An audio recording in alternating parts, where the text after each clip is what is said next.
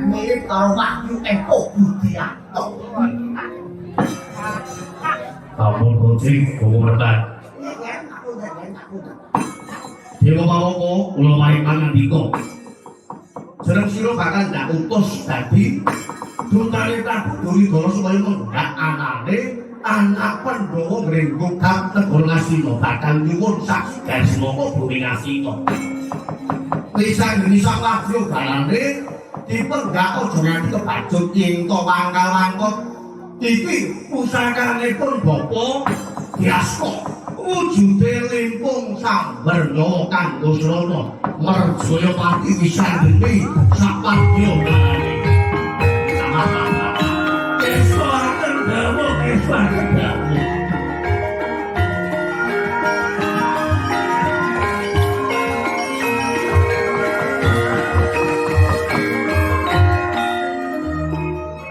Kemarin nuwun pamit Prabu Duryudana. Sinabati ojo nganti rego napa dene dalu langsung budalo kula saiki nuwun pamit nuwun sampe kake sinabati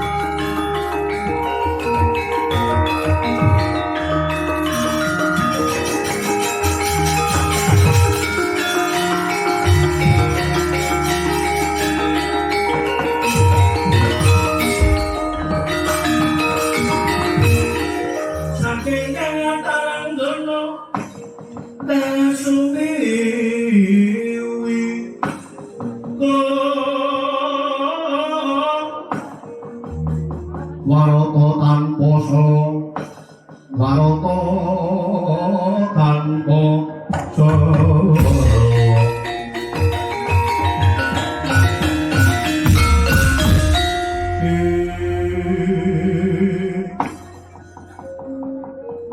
kemarin kula aturaken sembah konco catur guru kula Begawan maning-maningten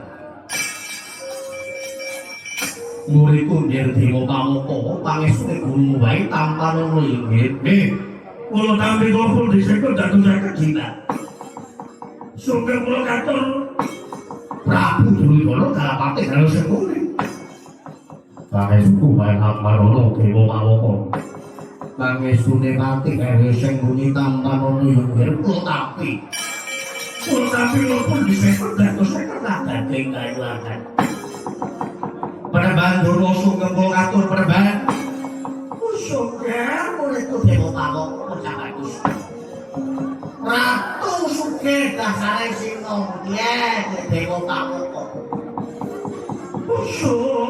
dewa pamoko nggih kaliyan kakang Begawan maning-maningten yen kapun ngaten bawa Begawan maning-maningten kepiye Duryudana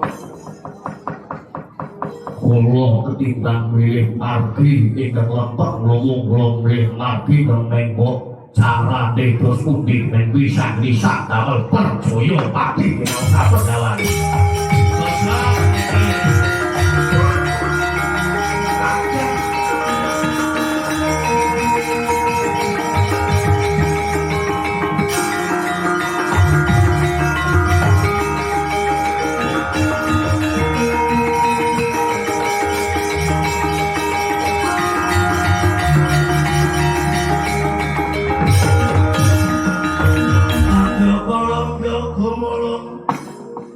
Mangung siring saka kula kalahamba kumisukati meot larut sakunging ratuang dirati yen pancen kuwi ngono Duryudana ana tetembungan Jer Basuki mau Prabiya Jer Basuki mau Prabiya Basukine bisa dipun percaya tapi prabiyanipun apa Duryudana Kurawa Durna lan Sengkuni kudu wajib nanggung dosa perkarane besok ento Duryudana Kuramane lan Durna Sengkuni kabeh tumengking tadi bali mulang kaswargane manjing ana neraka jahanam bareng karo setan printayangan iyo panas pati sak panunggalane kula sadar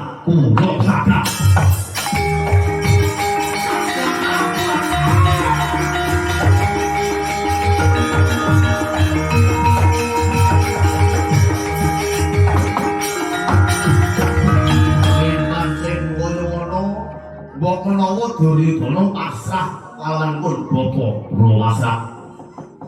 kula pasrah ngaten njenengan monggo dipun reka kaya mulih bisa ngitung ing pati guru mung duweni senjata wujune limpung samber nyawa kanggo sarana merjaya pati bisa nggri sak padya barane gune kudat sedaya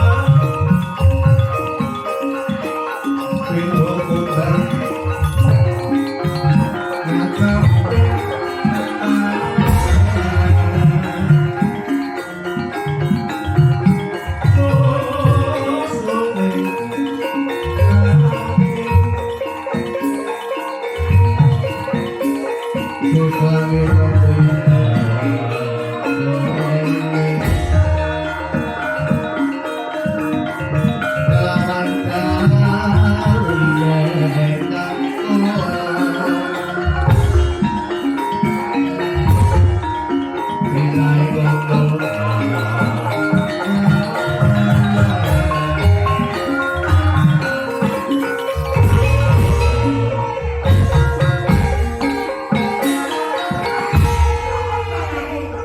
kula menika kula wani majeng. Awit kula penggali kok kula niku sesuai lambene gatel pengen ngomong. Kula niki badhe urun atur ya anak Prabu. Panjenengan badhe matur menapa? Ngaten ya. Cara pemanggitun Pendeta Drona wis anggene niku akare bocah wingi sore. Tegese mau kula ngerti kentangke mulai pertama negara Mestina niki niki benjang malih niku badhe wonten perang Baratayuda Jaya Pinangun. Perang antarané Perang Barata Pandhawa lan Kurawa. Sing lampahe nggih Pandhawa kaliyan Kurawa. Sanesipun boten pareng. Ora kenal sing melu-melu kejaba Pandhawa karo Kurawa. Nah, iya. Wis anggene niku langsung tegak turune Janaka wong jaban garis. Tegese mau bocah-bocah kuwi ora ngerti rebuke wong tuwa. Bocah ki ngerti nek manut dhewe duit tuku jajan. Turu ngerti nek dikeloni kowe. Isi bayi ngerti nek digawe nas susu. Men pinter. Men lantik men cerdas. Nek bisa gini iku bocah milang kampung dito bangun kok ngaku tolakon batin galak bondan tako aku. Mani-mani nek kok bisa gini nyuwun bumi isi saksi dan semua kok. Ampun ngantos diparingaken.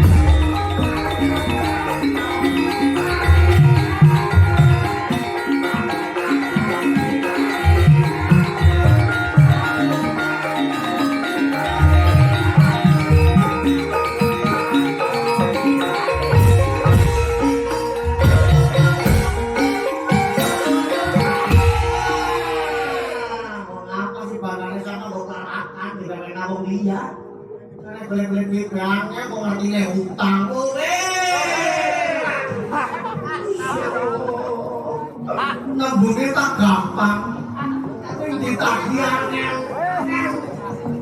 bengkel disik. So, kenang-kenang barang-barang dan itu nabung gawe uang.